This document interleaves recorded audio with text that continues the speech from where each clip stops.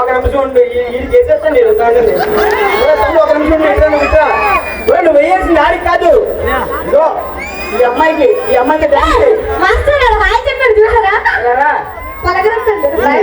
ఇదేం లేదా, ఇది చూపించి ముందునా.